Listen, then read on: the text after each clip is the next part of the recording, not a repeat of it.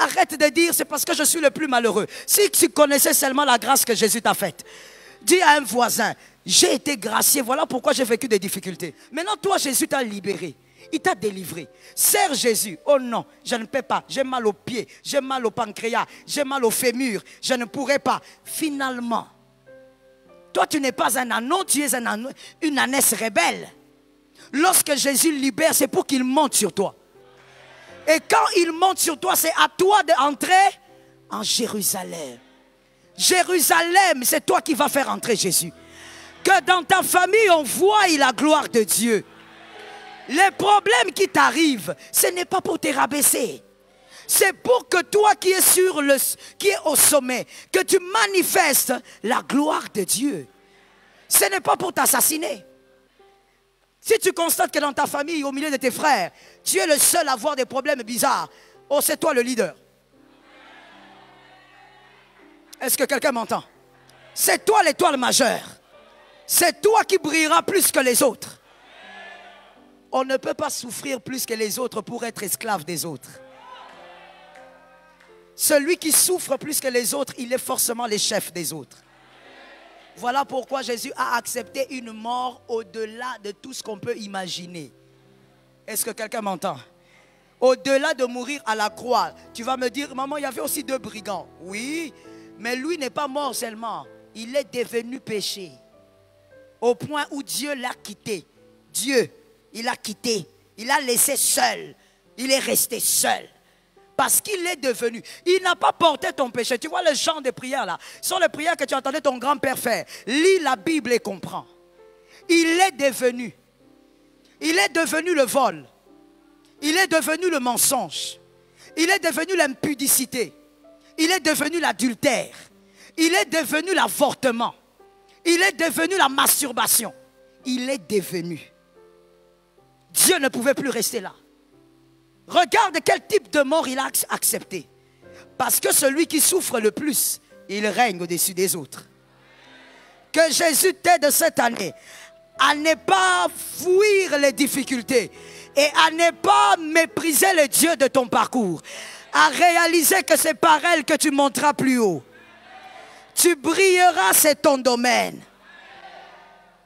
Pourquoi pas les autres? Pourquoi seulement moi? C'est ton domaine. Un autre va peut-être abandonner Dieu. Toi, Jésus sait que c'est ton domaine. Tu vas tenir. Papa peut mourir très tôt, il sait que tu vas tenir. Pourquoi le paralytique de Bethesda est resté là 38 ans, malade? 38 ans. Dieu s'organise pour qu'il reste malade. 38 ans. Voici ce qu'il y avait. Dieu savait que lui, même s'il n'avait personne, il allait rester là. Il ne rentrerait pas à la maison. Il resterait près de la piscine. 1 année, 2 ans, 20 ans. My goodness. 25 ans, 30 ans. Le monsieur, il est là. Il est en train d'attendre. Mais tu attends quoi? Il ne sait même pas lui-même ce qu'il attend.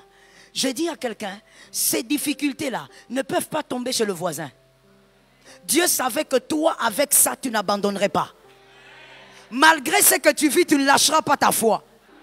Malgré ce que tu as traversé, tu tiendrais bon. Dieu le savait. C'est ton domaine. À partir d'aujourd'hui, quand un problème t'arrive, relève la tête et dis, c'est mon domaine. Est-ce que quelqu'un m'entend? Tu dis, je ne sais pas quand ça va terminer, mais ce qui est sûr, entre le problème et moi, le champion, c'est moi. Ça tombe sur quelqu'un 3 fois. Tu te dis, je ne sais pas. Moi, je vous ai dit, j'aime beaucoup la boxe. Quand je regardais Mohamed Ali se battre, même quand on lui donne des coups, moi, sur ma chaise, tout ce que j'ai dit, Mohamed Ali. Et puis, je souris. Hein.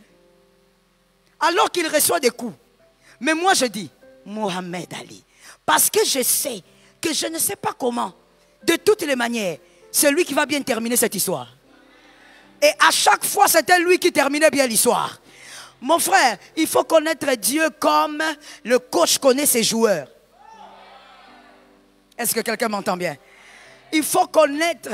Vous savez, il y a des équipes de foot, hein, quand ils jouent, ils se rendent compte qu'on fait un changement et qu'il y a un nom qu'on fait entrer et même sont en danger. et même se sentent mal à l'aise. Lorsque Dieu envoie les difficultés chez toi, comprends que le coach jugeux est en train de te faire une passe. Il faut que la balle entre dans le but.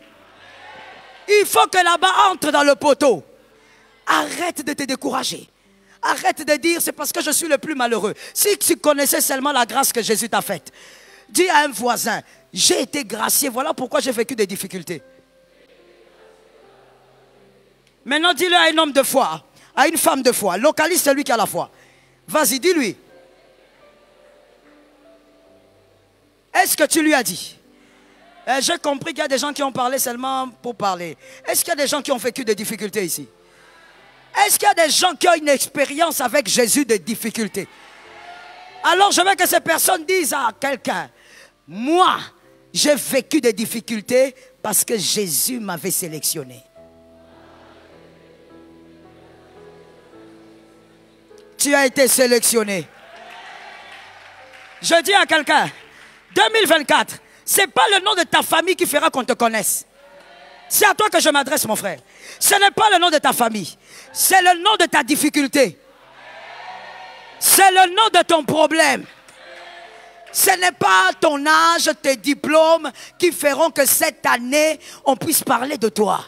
Mon Dieu, on parlera de toi à cause du problème que Dieu aura rendu glorieux. L'impossible deviendra possible. C'est là que tu vas briller maintenant. Dans la famille, on saura que tu as toujours eu la lumière à l'intérieur. Est-ce que quelqu'un m'entend bien? On peut être Joseph en prison, mais on reste Joseph. On est en prison, mais on est...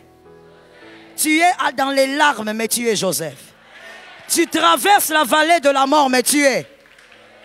Tu vis des moments bizarres, mais tu es. Ça n'a pas changé. Est-ce que quelqu'un m'entend bien? L'Éternel va permettre ces choses parce que c'est ton domaine. C'est à toi de terminer ça. Et Dieu attend ta foi au zénith pour que la situation se fasse entendre. Lorsque la situation se fait entendre, tu présentes Jésus à Jérusalem. Tu présentes Jésus dans ta famille. Les gens vont dire, oh, donc en réalité tu étais enfant de Dieu. Non, je ne suis pas qu'enfant de Dieu, je suis choisi. Ça localise quelqu'un. Dieu permettra des problèmes, mais Dieu compte sur toi pour tenir. Que quelqu'un écrive avec moi. 1, je dois tenir. 2, je dois persévérer. 3, je dois garder la foi. 4, je dois avancer. Ne garde pas la foi sans avancer. Garde la foi et avance. Garde la foi et crois que l'Éternel est avec toi. Avancer, c'est quoi dans les moments difficiles? Avancer, c'est garder sa joie. Garde ta joie. Soyez toujours. Lorsqu'il y a des difficultés, le diable a tendance à venir souffler l'inquiétude, à venir souffler le chagrin. Ne perds pas ta foi, car le chagrin est l'ennemi de la foi. Les inquiétudes sont les ennemis. Garde ta foi, garde ta joie. En quoi tu es joyeux? Tu sais que Jésus fera. Tu sais que Jésus a utilisé ce moyen pour t'amener vers une destination. Vous étiez au point combien? Au point 4 qui disait j'avance, c'est ça? J'avance, n'est-ce pas? Point 5. Entoure-toi des amis de la foi. Entoure-toi des amis de la foi. Lorsque Dieu te place dans ton sommet, entoure-toi des amis de la foi. Pendant les moments difficiles, pendant les ténèbres de ta vie, entoure-toi des hommes qui vont te dire, ça marche déjà. Ça tombe sur toi. Que Dieu te donne ces hommes-là. Des hommes qui te disent, tout va bien. Tu pleures, mais ça va. Des hommes qui te disent, essuie maintenant tes larmes, lève-toi parce que ça marche bientôt. Des hommes qui te disent, les difficultés d'aujourd'hui sont les témoignages de demain. Des hommes capables de te dire, tu vois tel que nous sommes assis là, un jour nous allons nous asseoir quelque part et nous allons causer, nous allons rire. Des hommes capables de te dire, tu vois là où tu dors, ça c'est l'entraînement pour vivre dans un château. Des hommes qui sont capables de te dire, tu vois la faiblesse d'aujourd'hui, nous allons en parler demain comme le témoignage. Entoure-toi des hommes de foi. Vous savez, j'ai remarqué, il y a une différence entre la foi et prier. Oui. Il y a des gens qui semblent prier beaucoup, mais n'ont pas de foi. La foi, c'est croire au-delà de toute espérance. Croire alors qu'on ne voit pas. Croire alors que la réalité est contraire. Pourquoi? Parce qu'on sait que celui qui tient sa réalité, c'est celui qui va changer les événements. Est-ce que quelqu'un m'entend bien?